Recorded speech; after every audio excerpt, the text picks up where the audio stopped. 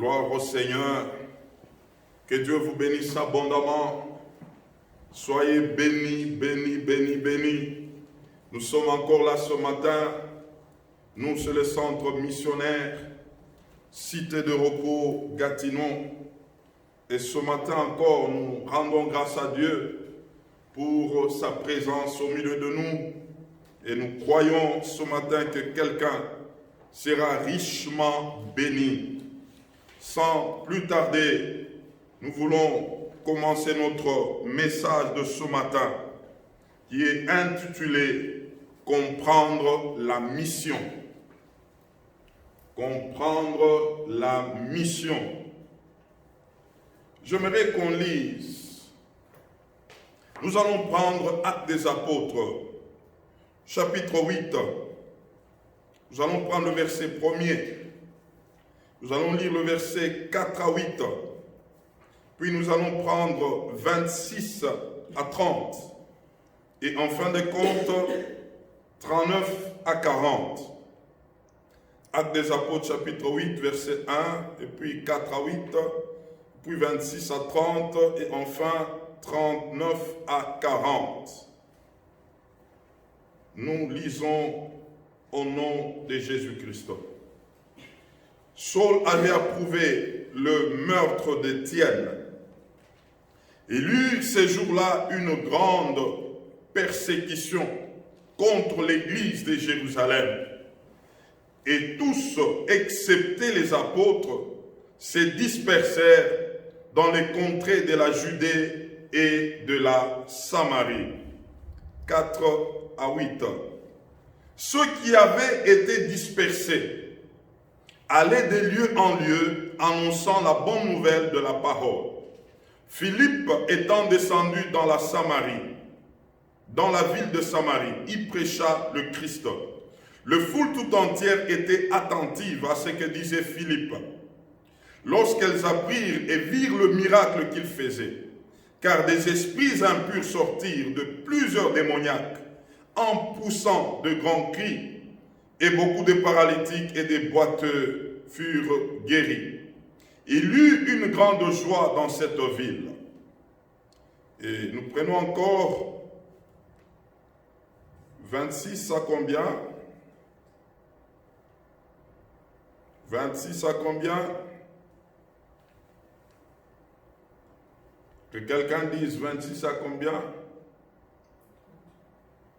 26 à 30. Parlez, participez. Prenons 26 à 30. Nous lisons. Un ange du Seigneur s'adressant à Philippe lui dit, « Lève-toi et va du côté du midi, sur le chemin qui descend de Jérusalem à Gaza, celui qui est désert. » Il s'éleva et partit. Et voici un Éthiopien, un eunuque, ministre de Candace, reine d'Éthiopie, et surintendant de tous ses trésors, venu à Jérusalem pour adorer. S'en retourner, assis sur son char, et lisait le prophète Ésaïe. L'Esprit dit à Philippe, « Avance et approche-toi de ce char. » Philippe accourut et entendit l'Éthiopien qui lisait le prophète Ésaïe et lui dit, « Comprends-tu ce que tu lis ?» Et puis enfin, nous prenons 39 à 40. Quand ils furent sortis de l'eau, l'Esprit du Seigneur enleva Philippe, et l'eunuque ne le vit plus, tandis que joyeux il poursuivait sa route. Verset 40, Philippe se trouva dans Azote, d'où il alla jusqu'à Césarée, en évangélisant toutes les villes par lesquelles il passait. Amen. Comprendre la mission.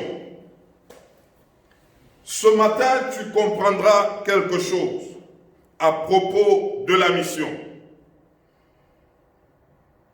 Étant sur la terre, tous nous sommes en mission. Et chacun à son niveau, selon ce que Dieu avait déjà préparé d'avance.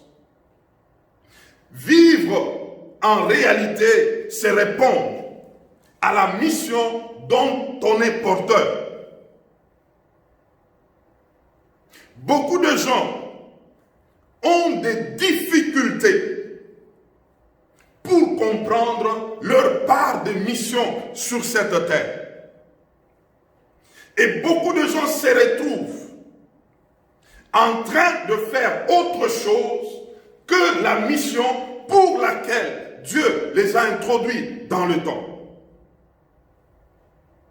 C'est pourquoi aujourd'hui, plusieurs ne se retrouvent pas. D'autres encore se lamentent. D'autres ne savent pas que faire. D'autres encore, c'est une déception pour la vie. Mais aujourd'hui, par le Saint-Esprit, nous allons comprendre 3 dimensions de la compréhension de la mission. 3 dimensions de la compréhension de la mission.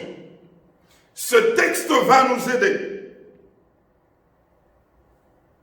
On nous présente dans Acte 8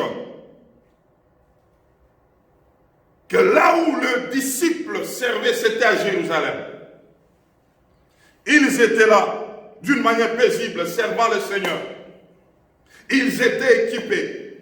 L'église s'est développée jusqu'à ce qu'à un certain moment, la persécution s'est levée.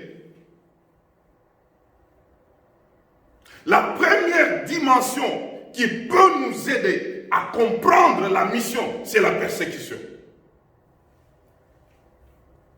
La persécution est un outil que Dieu utilise pour amener ses enfants à comprendre la mission pour laquelle ils sont porteurs. La persécution. Philippe était diacre. Son travail à Jérusalem, c'était servir aux tables. C'est tout ce qu'il faisait dans l'église. Pas prêcher, ni évangéliser. Il était diacre. Mais Dieu avait déjà investi des choses au-dedans de lui. Mais lui ignorait cela. J'aimerais dire ce matin que Dieu n'est pas un gaspilleur. Il ne gaspille pas les choses comme ça. Dieu, quand il place des choses en toi, c'est qu'il t'attend que tu les mettes au service. Aujourd'hui, il y a beaucoup d'enfants de Dieu qui vivent une vie chrétienne sans pratique. Et vivre une vie chrétienne sans pratique, ça devient une religion. Jusqu'à ce que ça sera monotone. Et on aura des difficultés à faire connaître Dieu, ni à annoncer ce Dieu-là. Beaucoup sont devenus des religieux parce que c'est seulement à l'église où ils se présentent avec l'identité chrétienne. Après les cultes, tout s'arrête là. Et d'ailleurs, avec l'affaire des confinements, l'affaire des réseaux, il y a beaucoup de gens maintenant qui dorment. Ils se disent, nous ne bouge pas. Tout se passe à la télé. Tout se passe sur des appareils. On est en train de regarder tout ce qui se passe de loin. On est en train de les suivre. On ne bouge pas. En réalité, beaucoup de gens se retrouvent dans leur zone de confort. Lorsqu'on est dans une zone de confort, il est difficile de bouger. Pendant que Dieu te veut en mouvement. Dieu, c'est un Dieu qui bouge. Et l'homme, généralement, n'aime pas les changements. L'homme n'aime pas accéder à des choses qu'il ne maîtrise pas. L'homme aime faire ce qu'il connaît, ce qu'il maîtrise. Oh, c'est un Dieu de mission, c'est un Dieu qui bouge. Regardez Pierre, je voudrais te dire ce matin, lorsque Dieu veut te sortir d'un mouvement vers un autre, Dieu veut t'amener dans ce qui est supérieur. Dieu veut t'amener dans ce qui est glorieux. Mais c'est à l'homme de comprendre cela. Beaucoup de gens ne bougent pas. Regardez Pierre. Pierre était un pêcheur de poissons. Mais le Seigneur lui dit, je veux faire de toi un pêcheur d'hommes. Entre pêcheur de poissons et pêcheur d'hommes, qu'est-ce qui est mieux? Mais pour Pierre, c'était un problème. Pour que Pierre bouge et comprenne, c'était un problème. À un certain moment, Pierre pouvait poser la question au Seigneur. Et nous qui avons tout quitté, en réalité, Pierre n'avait pas encore quitté, mais il est en train de voir, est-ce que cette affaire va marcher ou pas? Pierre était accroché au poisson.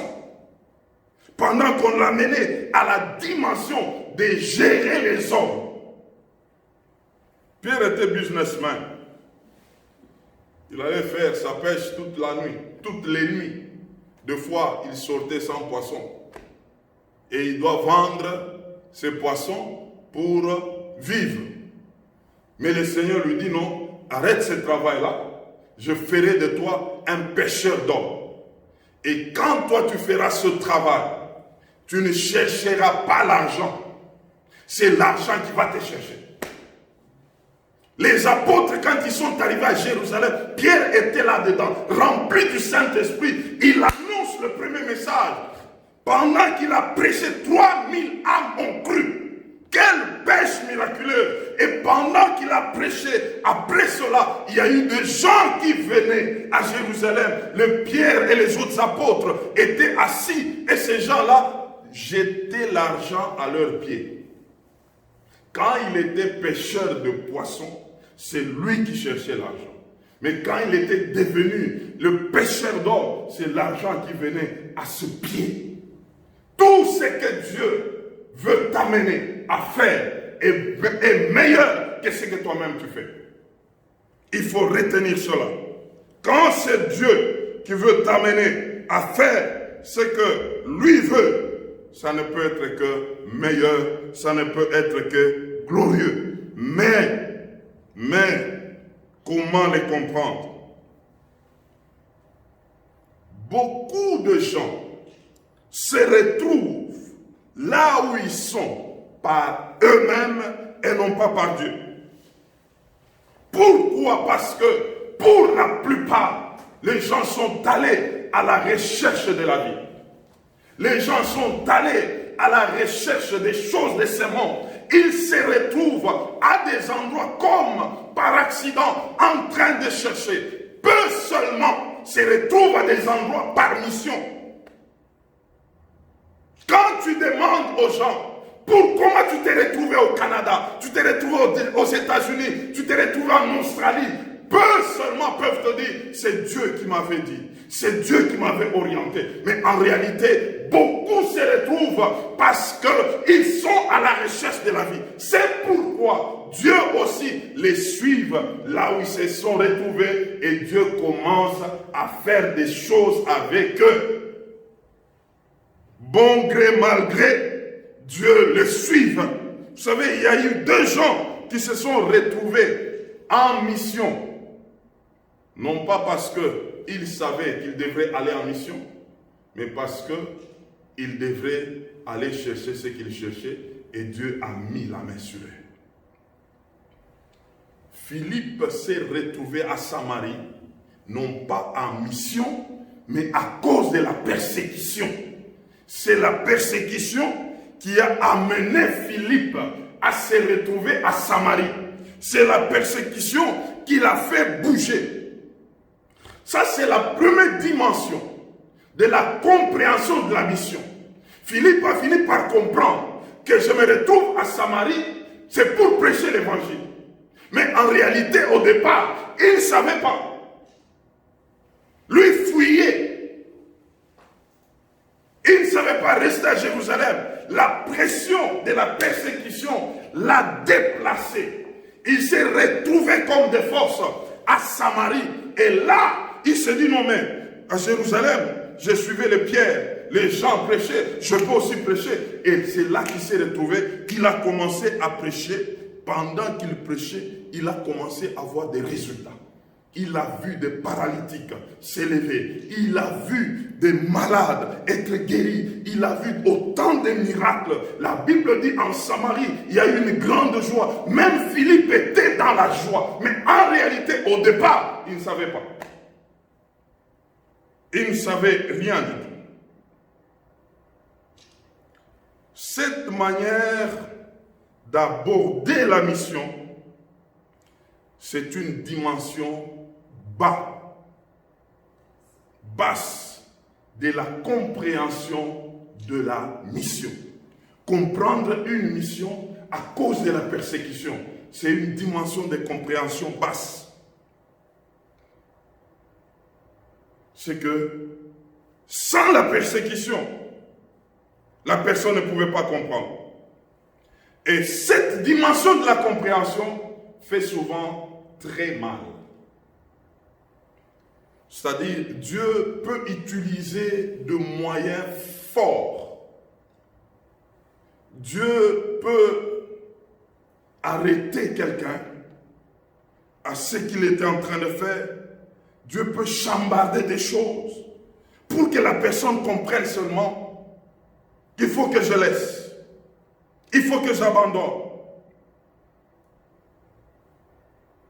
Et beaucoup de gens se retrouvent en mission de cette manière-là. C'est une dimension de compréhension qui fait passer beaucoup de temps. Parce que quand la personne ne comprend pas, la personne veut faire toujours ce qu'elle veut faire. Mais Dieu la veut à une autre dimension. À la mission, la personne peut retarder des choses. Ça fait mal. Dans cette dimension, il y a l'impréparation souvent. Parce que quelqu'un se retrouve quelque part en mission, mais en réalité, la personne n'était pas préparée. Dieu a utilisé une voie pour que la personne quitte de là où elle était pour aller ailleurs. Mais en réalité, la personne ne savait pas. La personne était impréparée, n'était pas prête pour aller. Et c'est comme ça aujourd'hui. Même par rapport à la mission, il y a des ministres de Dieu, des hommes de Dieu qui ont commencé des œuvres de Dieu avec beaucoup d'erreurs. Le problème est à ce niveau, le niveau de l'impréparation. On n'a pas compris quand Dieu t'avait demandé à la mission et on résistait, on ne savait pas et on se retrouve quelque part et on commence à chercher comment raccommoder les choses. En réalité, c'est parce qu'on n'était pas préparé. Il y a même d'autres personnes, parce qu'ils n'étaient pas préparés et ils vivent des situations compliquées. Philippe n'est pas allé en mission. Philippe a fui la persécution. C'est là qu'il s'est retrouvé en Samarie. La persécution, c'est un moyen que Dieu utilise pour ceux qui ne comprennent pas la mission. Deuxième moyen, on nous dit Philippe, quand il a vu ce qui s'est passé à Samarie, il était dans la joie. Il a vu la main de Dieu. Et quelque temps après, un ange est venu vers lui pour lui dire, lève-toi et va du côté de Midi. Qui lui a parlé maintenant pour la deuxième fois, c'était l'ange. Ici nous disons, la deuxième dimension de la compréhension, c'est comprendre la voix de l'ange. Philippe, premièrement, il a compris par la persécution qu'il devait faire la mission. Maintenant, là, quand il a fait la mission, il a compris les choses, comment ça s'est passé. Maintenant, un ange est venu. Là, c'était la deuxième dimension. L'ange lui parle. Il entend la voix de l'ange. Et la Bible dit clairement, l'ange du Seigneur, qui lui dit clairement, va du côté de Midi, va du côté du sud. Et il s'est levé directement sans hésiter. Il s'est mis sur la route. Ça, c'est une dimension où l'homme commence à grandir lorsqu'il écoute la voix de l'ange et il s'exécute. J'aimerais dire ce matin, qui est l'ange? L'ange, c'est l'envoyé de Dieu. L'ange veut dire tout simplement un messager de Dieu. C'est que Dieu a suscité un homme. Et lui dira, va dire à Philippe que ce n'est pas fini. Lève-toi, va du côté de midi. Cet homme est allé vers Philippe. Philippe l'a écouté. Ça, c'est une dimension où on commence à grandir. Philippe ne pouvait plus faire ça dans sa tête. Philippe a écouté l'ange. J'aimerais dire ce matin que c'est une grâce lorsque Dieu place quelqu'un devant toi pour te guider. C'est une grâce. Lorsque Dieu envoie quelqu'un pour te montrer le chemin, c'est une grâce. L'apôtre Paul, lorsqu'il allait sur le chemin de Damas, ne connaissant pas qui était Dieu, il a fait sa rencontre avec le Seigneur. Il est tombé par terre. Le Seigneur lui a parlé. Saul, Saul, pourquoi me persécutes-tu? Tu ne peux pas régimer contre les aiguillons. Paul lui dira, qui es-tu, Seigneur? Il dit, c'est moi, Jésus-Christ, que tu persécutes. Paul lui dit, que veux-tu que je fasse? Il lui dira, rentre dans la ville. Tu trouveras un certain Ananias. Et il te dira ce que tu dois faire. Ananias était l'ange pour Paul. Ananias avait un message de Dieu, avait un message de la part de Dieu pour Paul. Paul devrait aller auprès d'Ananias. J'aimerais te dire, lorsque Dieu a un plan avec quelqu'un, il lui mettra toujours derrière des Ananias, derrière des anges. Un ange, c'est cet homme qui a une longueur d'avance dans le ministère que toi. Un ange, c'est cet homme, c'était né dans la foi. Un ange, c'est celui-là qui a marché avec Dieu, qui connaît les enjeux spirituels de Dieu. Tous nous pouvons servir le Seigneur, mais tous nous n'avons pas un même âge dans les choses de Dieu. C'est pourquoi il y a certaines choses que toi tu voudras faire que d'autres ont déjà fait. Ces gens-là, dès que tu les localises clairement, tu feras moins d'efforts pour certaines choses parce qu'ils pourront t'aider à bien faire les choses. Oh, je me rappelle, à peine où nous devions commencer la mission, nous avons quitté Kinshasa en 2000. Arrivé à Lubumbashi, on a passé une année. On a implanté l'église. Il fallait quitter Kinshasa, Lubumbashi, vers la Zambie. Je ne savais pas comment traverser les frontières. Comment le faire? Et Dieu m'a envoyé un ange. C'était une femme. Une jeune femme. Loretta Serré. Une Camerounaise. Je l'ai rencontré en cours de route, où un ami pouvait me dire qu'il avait rencontré dans leur église une missionnaire. On les avait présentés à l'église et c'était cette dame-là, elle était accompagnée d'une autre et l'esprit m'a dit, il faut parler avec elle. Cette femme, je l'ai approchée. Je parle avec elle, je lui pose la question, comment tu te retrouves ici? Elle a commencé à me parler. Elle dit, je viens du Cameroun. Du Cameroun, j'avais entendu la voix de Dieu. Il m'a parlé, m'a dit, va à Kinshasa. Prends l'avion. J'ai une mission avec toi là-bas. Et j'ai pris l'avion jusqu'à Kinshasa. Dieu m'a servi dans telle église. On a travaillé avec un pasteur. Puis il m'a dit, va à Bandundu. J'ai pris le bus vers Bandundu. J'ai travaillé là-bas. Il m'a dit, prends encore le bateau, traverse jusqu'à Ilebo. De Ilebo, il me dit, prends le train jusqu'à Lubumbashi. Après Lubumbashi, il m'a dit, prends les véhicules jusqu'à Zambie. Après Zambie, Mozambique. Après Mozambique, Zimbabwe. Après Zimbabwe, Afrique du Sud. Et après cela, il m'a ramené au Cameroun. Et là où je te parle, je suis dans mon deuxième voyage missionnaire. J'ai regardé cette femme. J'ai dit, c'est toi qui me parles comme ça. Ça s'est passé comment? Il dit, j'ai écouté Dieu, je me suis mis à le faire. Et j'ai vu la main de Dieu partout où je passais. J'ai dit, ah non, ça c'est un ange pour moi. J'ai dit, toi, tu dois prier pour moi. Vous savez, il faut reconnaître les aînés. Pas à cause de l'argent, à cause des maisons, à cause des voitures. Reconnaissez les aînés à cause du parcours qu'ils ont avec Dieu. J'ai tremblé devant cette jeune femme. J'ai dit, non, il faut que je t'approche. Nous avons besoin de ta prière. Nous avons besoin que tes mains se mettent sur nous. Je l'ai invitée à la maison. Elle est venue et nous a parlé de la mission. Et nous nous sommes mis à genoux. J'ai dit, on a besoin de cette onction.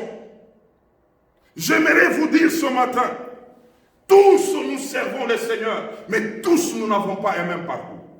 Tous nous servons le Seigneur, tous nous n'avons pas connu les mêmes choses. Oh, je me rappelle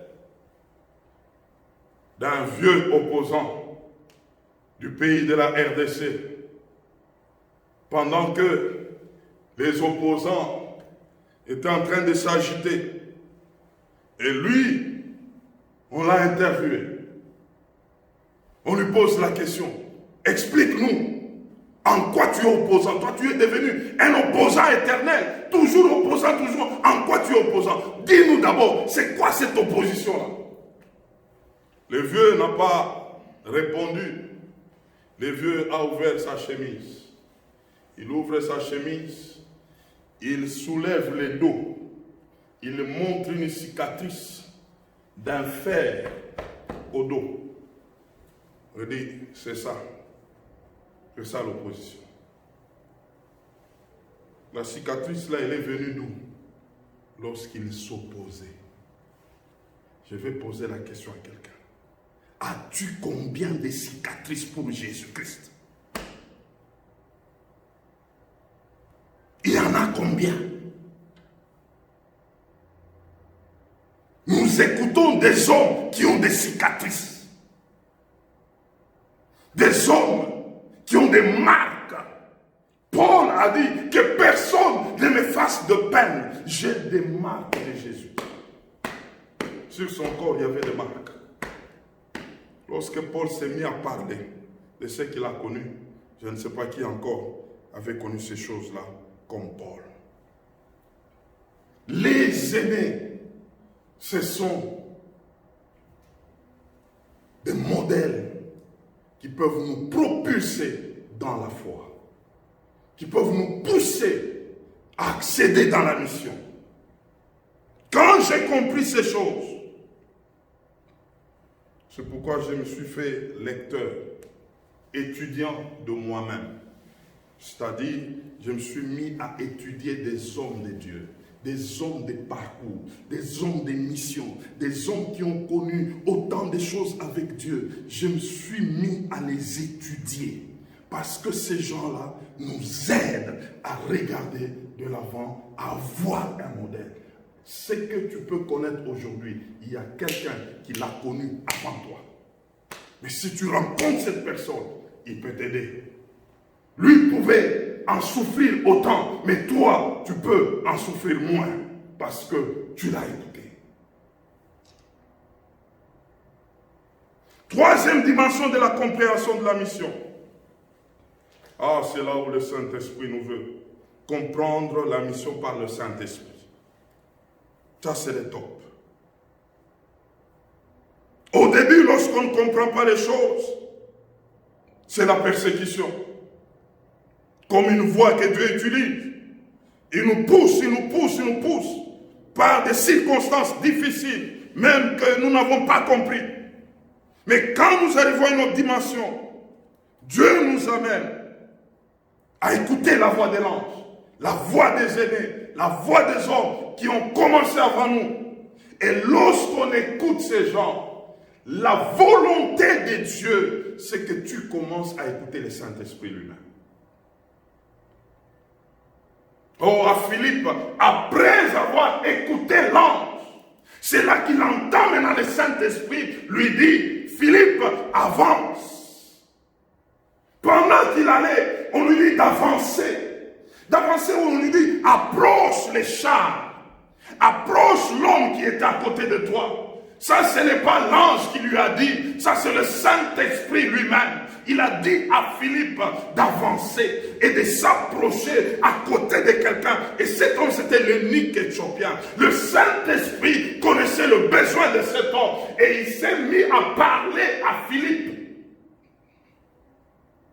La volonté de Dieu est que tu commences à écouter et à obéir sans condition au Saint-Esprit. Écouter et obéir sans condition. Quelqu'un qui arrive à ce niveau, il a fait un pas avec Dieu.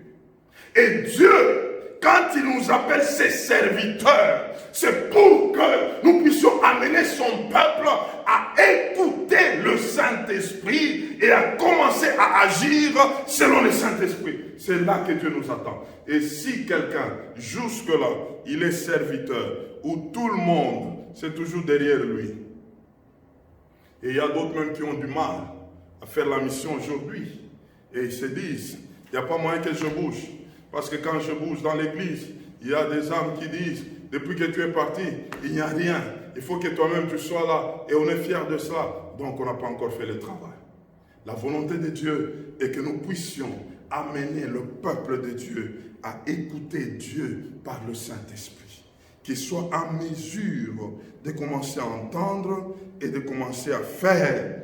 Ils écoutent et ils font. Philippe s'est retrouvé dans cette dimension-là de l'écoute du Saint-Esprit. Quelqu'un qui commence à écouter le Saint-Esprit, il deviendra lui-même un vent qu'on ne peut pas toucher, qu'on ne peut pas arrêter. Selon Jean chapitre 3, verset 8, Jésus est en train de parler d'un né de nouveau. Lorsqu'il est né de Dieu, il deviendra comme un vent.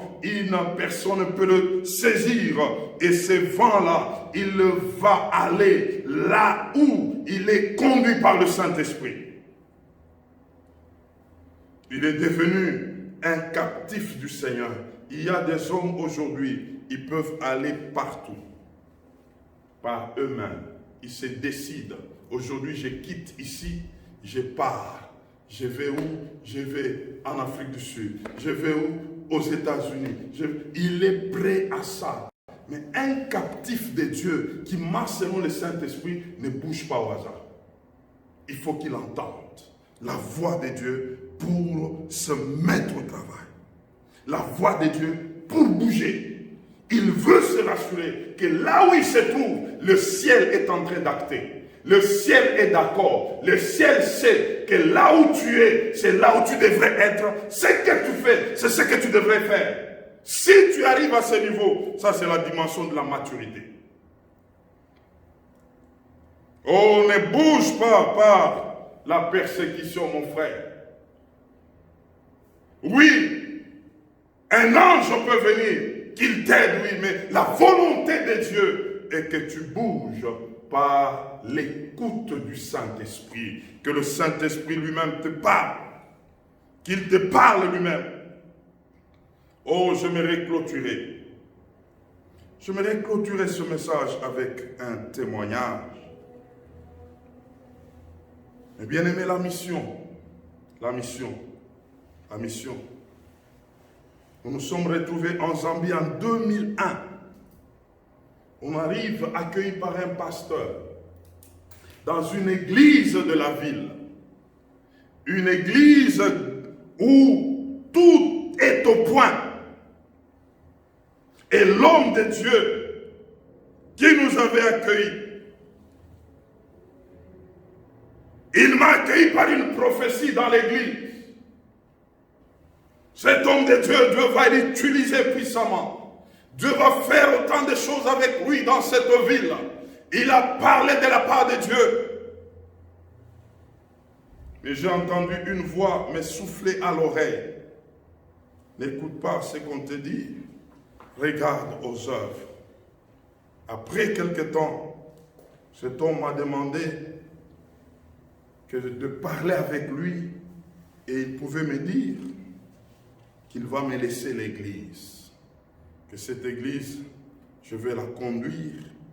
Lui, il va s'en aller aux États-Unis.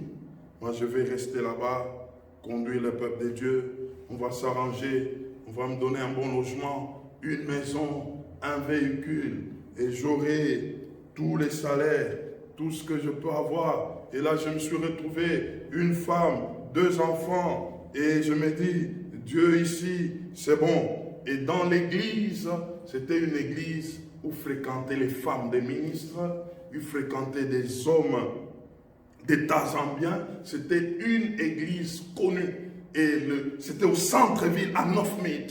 Je n'ai jamais oublié cet endroit-là. Quand tu arrives seulement, c'est plein de véhicules. Dehors, tu te dis, bon, ok, là, ça c'est la mission. La vraie mission. Maintenant, il fallait conclure l'affaire.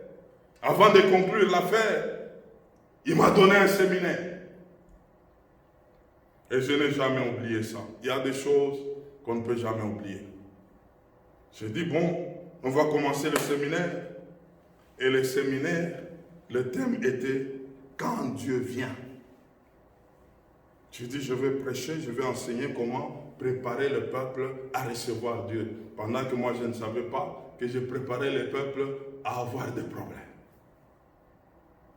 J'ai expliqué seulement, Dieu ne les reçoit pas comme on veut, il faut enlever tout ce qu'il faut enlever. Pour qu'on reste pur, saint, et puis il va venir. Pendant que je parlais, je me suis retrouvé. Il y avait des gens qui voulaient réellement devenir saints, devenir purs, mais qui étaient dans l'église. À quel prix? Ma tête voulait s'éclater parce que j'avais entendu des confessions terribles. Tel est tombé avec celui-ci, tel est tombé avec l'autre, tel a fait comme ça, tel a fait comme ça. Une impudicité à outrance. Jusqu'à ce qu'ils se sont dit, il y a un pasteur qui est venu, il faut aller auprès de lui pour aller se confesser. Je ne savais pas ce que le Saint-Esprit faisait, mais le Saint-Esprit nous attendait quelque part. Je vais vous dire, quand Dieu veut t'utiliser pour la mission, il faut enlever ce que tu as dans la tête. Moi, je voyais l'endroit, et pendant que Dieu me voyait ailleurs, on a prêché, on a terminé, il y a eu la persécution. Nous avions comme mission de fermer cette église. C'était ça la mission. Il y avait tellement de poteaux qu'il fallait fermer ça. Mais à quel prix?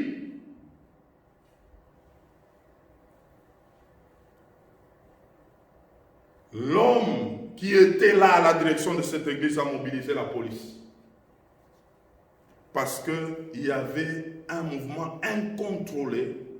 Des gens, c'était comme s'ils attendaient qu'une personne vienne pour déclencher l'action afin que les langues se libèrent. Et toi, tu es innocent dans toutes ces choses et tu deviens un wanted.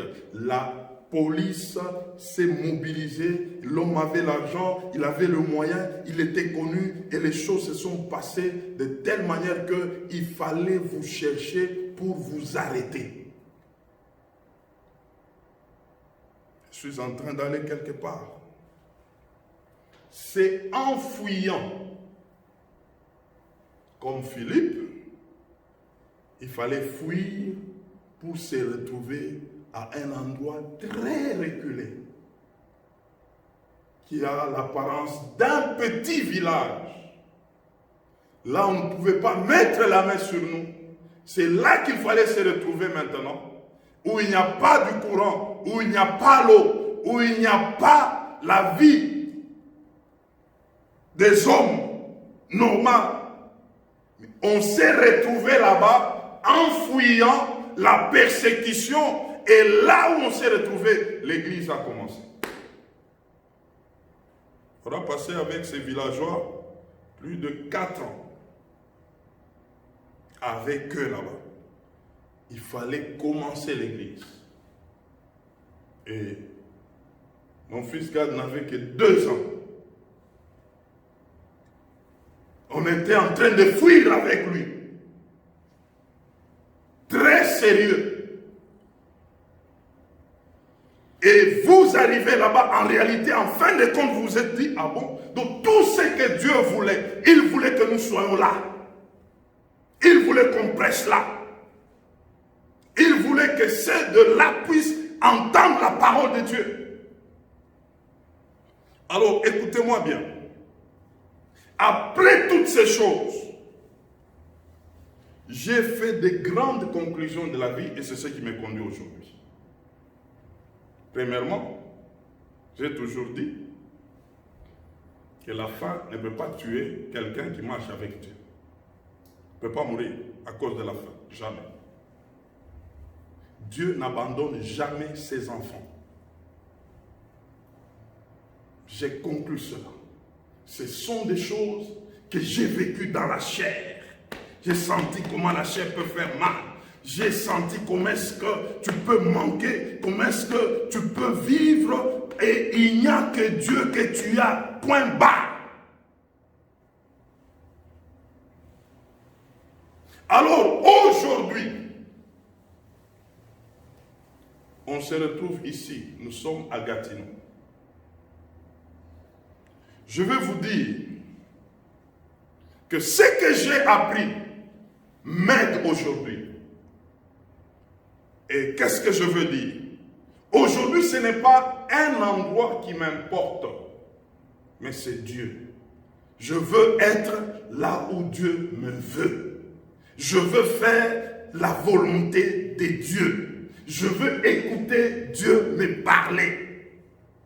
C'est pourquoi, même quand il fallait venir à Gatineau, Gatineau nous l'avons perçu depuis Kinshasa, pas ici. Et arrivé ici, nous avons perçu l'avenue, le boulevard Grébert, là où devrait être l'église. Et nous sommes là.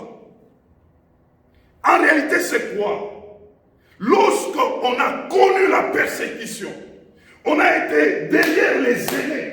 Cela nous pousse maintenant à arriver à la dimension d'écouter le Saint-Esprit. Ce qu'il te faut maintenant, ce n'est pas ce que tu peux voir, ce n'est pas ce que les hommes peuvent dire, ce n'est pas ce que tu peux vivre, mais c'est ce que le Saint-Esprit veut. J'aimerais dire et je le déclare ce matin. Si le Saint-Esprit me dit aujourd'hui de quitter cette ville du Canada, Gatineau, et d'aller, je ne sais pas, à Kawama, si c'est où j'irai. Parce que j'ai compris que la vie, c'est écouter le Saint-Esprit et être là où il te veut. C'est sa vie. Et toutes ces choses viennent pendant qu'on est dans le parcours. Connaître des persécutions, avoir des marques du Seigneur. Tu as eu des marques, tu as eu des cicatrices qui t'ont amené à comprendre que non, avec Dieu, on ne triche pas. Et tu peux vivre. Et comme je l'ai dit ce matin, maintenant, je peux vivre avec moins de souffrance. Je dis bien moins. C'est-à-dire quoi? Je me préoccupe beaucoup à connaître d'abord qu'est-ce que Dieu veut si je dois faire quelque chose. Je ne veux pas m'embrouiller dans ce qu'il n'a pas fait. Je veux connaître davantage parce que je sais que c'est là qu'il y a ma sécurité.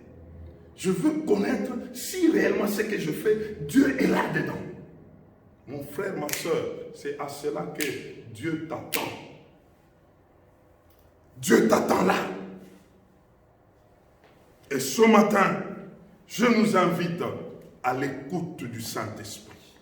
Saisir l'Esprit, vivre selon l'Esprit, marcher selon l'écoute du Saint-Esprit. Que le Seigneur vous bénisse.